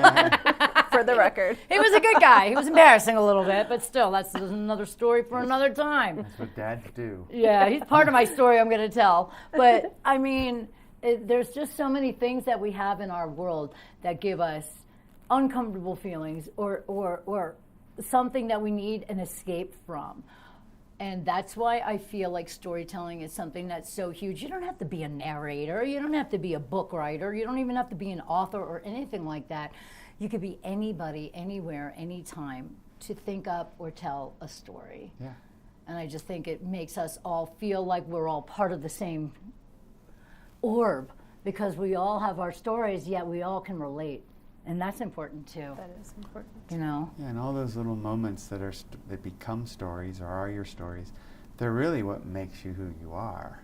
Absolutely. There's this concept of the origin story, which the way I interpret the origin story is kind of where you came from and what are all the things that contributed to make you you today. And it takes some thinking to go through that, but I think that that's super important in this process. Even whether you tell anybody that or not, it's great for you to think about. See, I wish I could do that, but my family tree's been written in pencil. I'm not kidding. I don't know almost my whole half of where I come from. Like I'm thinking, you know, the no story idea. that comes to mind for me is that when I was 5, we moved from one town to another town, and I went into a kindergarten class that was already in progress, which is Ooh, pretty intimidating that's for scary. a little kid. And they happened to be having dress-up day, of all things. So I walk in the door, and this lady hands me a clown costume and said, "Go in there and put this on." And I went in the closet, and I sat there a minute, and I'm like, I don't want to put this on. That's going to be weird. I'm going to look like a super silly fool. So I didn't do it. Aww. And I remember that to this day. Obviously, that was many, many years ago. And I think it became the part of me that says, I'm not going to let that happen again. And when I get into a situation that might be uncomfortable, I'm going to overcome it. And I'm going to challenge myself to do something that maybe is uncomfortable and get out of the comfort zone. And I've kept that as part of my life since then. I love that. Little things like that, if you just think about it, you go, wow, really?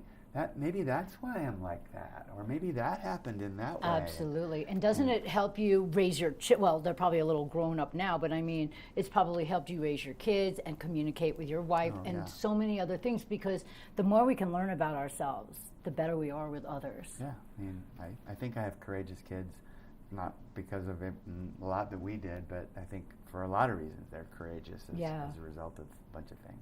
Well, as we wrap up, do you have any special hot seat question you would like to throw at John, even though we already put him on the hot seat? I think just going back to storytelling, like, you know, defining like that one like crucial moment, like, and you don't have to tell the story necessarily because it's last minutes, but like, at what point did you realize that like storytelling was so crucial to like your existence and your mental health, and like, was there an event that like, you know, you realized this is the way that I have to express this? I think actually doing this live event last year kind of brought a bunch of things together for me to realize that I've been telling stories my whole life. And I don't think it's anything unusual. I think just I think about a situation and want to tell people about it because I think it was funny or it was exciting or it was unusual. Like even, you know, I teach Nordic skiing at the Nordic Center in Beaver Creek, and I've got a zillion stories of the crazy people that come there and want to take Nordic skiing lessons. Most of them all fun, but like I'm this guy trying to tell people what, you know, how to do this, and there's just situations everywhere that become something that you can share with people and connect in different ways.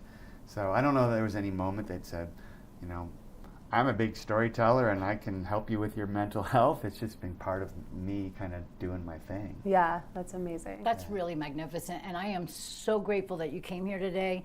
I think that a lot of people don't realize that just telling a small story, whether it's to yourself, to your friends, to your family, or to a group of strangers, it is something that's cathartic and healing, and we all have stories within ourselves, and we all want to take care of ourselves mentally and physically, and being out here, being a part of any kind of community is important. I do recommend the Vail Valley Theater Company for anybody that wants to be part of a community or anything else out here. Joining one of our amazing non-for-profit organizations that we have here in our community are just, there are so many. I wish I could reel them all off. They're all in my head swimming around, and they have a lot of them on TV 8 in the morning on Good Morning Vail, and you can watch that and see so many amazing people that give to our community, and that's what we're all about, being a part of a community, being part of everybody's mental health and well-being, and we just want to take care of everybody as much as we possibly can. That's awesome. Yeah. One more plug for Vail Do it! Valley Voices. April 6th, Route 6 Cafe. We're selling tickets on our website. and you'll be able to get them at the door as well, but I'd recommend getting them online ahead of time. And things like that will happen there. We have one woman who is telling a story she had never even told her husband. Wow. And first time she read through what she was going to tell him was the first time he heard it, and she's getting up in front of an audience and telling this amazing story. That is So that's there's going to be a lot of powerful these. stuff. Yep. Wow, that's amazing. Do you have any other last thoughts, Jen?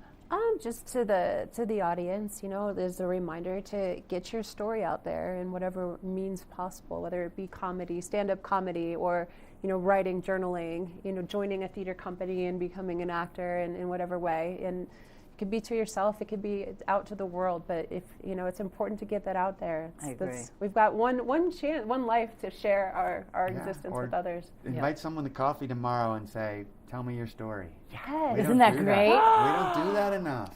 We don't do that enough. Communication, everybody. Let's all sit and chat, shall we? I love that. All right, it's coffee time on the chat box. I like it. That's a really good, that's a great point. Right. Get together, tell your stories, feel good about one another, and help each other out along the way, because life's a little rough sometimes. We're all going through it, and we have a lot of stuff that we're facing.